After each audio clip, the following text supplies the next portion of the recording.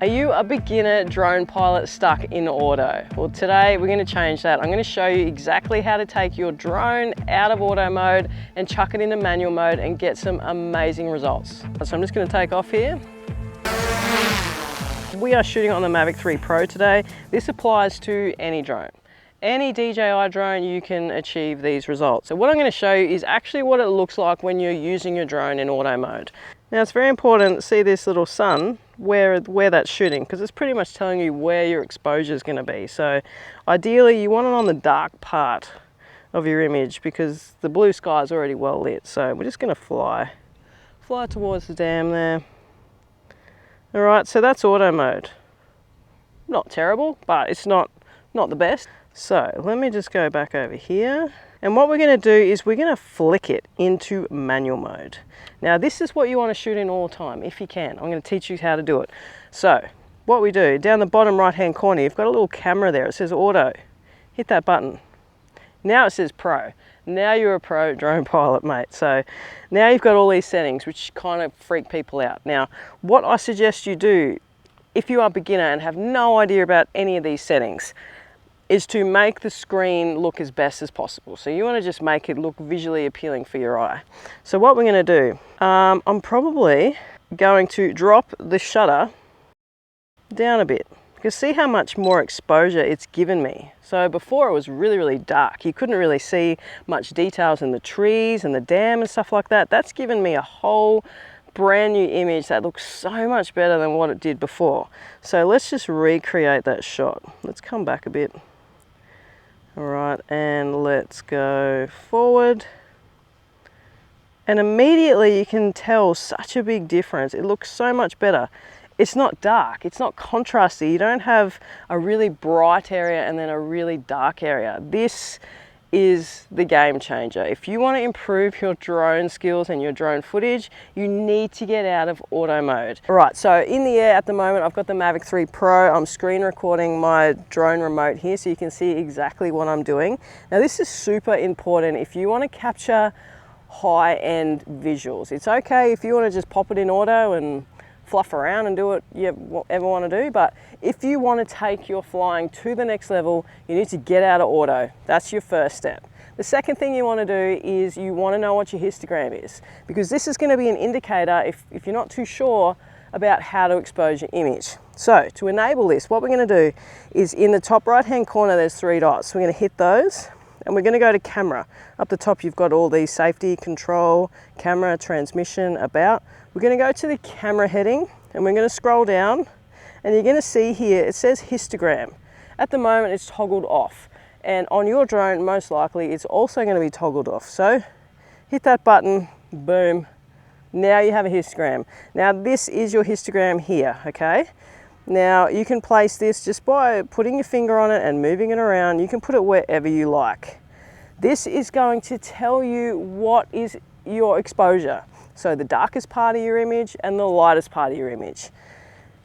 This is so important if you do not have a good eye for exposure. A lot of new beginners say, well, how do I know if it's exposed properly?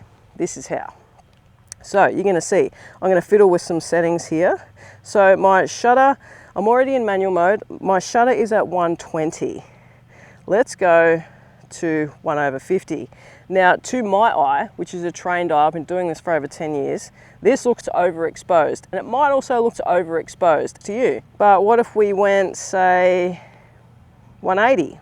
Doesn't look too bad to the untrained eye. To me, it's overexposed. And if you look at your histogram, it's also overexposed because you can see all these waveforms here are pushing to the right, telling me that it's not a evenly exposed image. There's too much to the right, so it's too overexposed. Now you watch if I bring my more shutter speed in, how it's affecting the histogram.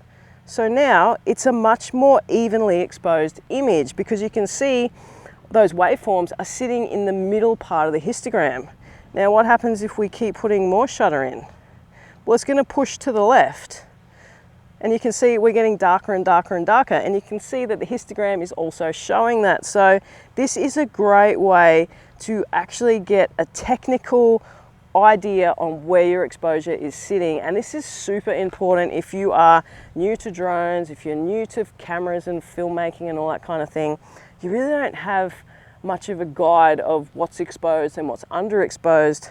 So you need to turn the histogram on. And I mean, I've been using this for over 10 years. I've been teaching students how to do this in my online drone filmmaking course, Drone Creator Pro. And if you do want some more info on these tips and tricks and have me teach you all these little secrets, hit the link below. And by the way, it's cheap. It is so affordable for what is in there. There's over 50 tutorials in there at the moment, all on a whole bunch of different stuff. So it's an absolute bargain. If you own a drone, you've got to have this course. Hit the link below to find out some more info. All right, so while I'm here, I might as well teach you guys how to hand launch as well as hand catch. And the main thing that you want to do when you are doing this is make it as safe as possible. So at all times, don't try and catch it or launch it here. Get it away from your face. Okay, you want it, at an arm's length, and you ideally want it on top of you. You don't want to be coming in from the side or anything like that. So pretty much you hold it like this, okay? So I've got it held underneath. I haven't got it flat because that's just gonna make it unstable. You want to pinch it, you want to hold it so you have a good firm grip on it. Okay, then you want to, holding the remote can be a little bit awkward. So what I tend to do is I'll spin it around so it's kind of upside down, and then, and then I'll hit the button and we hold it nice and high above our head, okay? Still holding extremely tight onto the drone. We take off. It's ready to go, let it go, and just push it up. And then get it out of here. We don't need it making a mess of our face. So that's it. That's how you hand launch a drone. Super easy. Now, hand catching is a little bit different because when you try and land a drone, it wants to find the ground. So if it doesn't have a flat surface or anything for the sensors to read, it won't want to come down. So a lot of people tell you to put your hand out flat, and that's true, that's what we want to do. But as soon as the drone goes into landing mode, we want to go like this. We want to get ready to catch it. We don't want to have the drone land on our flat hand because that's a recipe for disaster, mate. Like, if you land there and then it tips and the blades are still going and it's hard for you to go like this and have the drone land on your hand. So we want to go like this. We want to grab it. We want to grab the drone as soon as we can. So step one is you have your hand out flat for the drone to read that there's something to land on. As soon as it goes into landing mode, it'll start to descend. That's when you flick your hands like this and you get ready to grab it. Okay, so we're going to do that now. Okay, now you also want to have the drone right on top of you. You don't want it beside you or in front of you. You want it right above your head.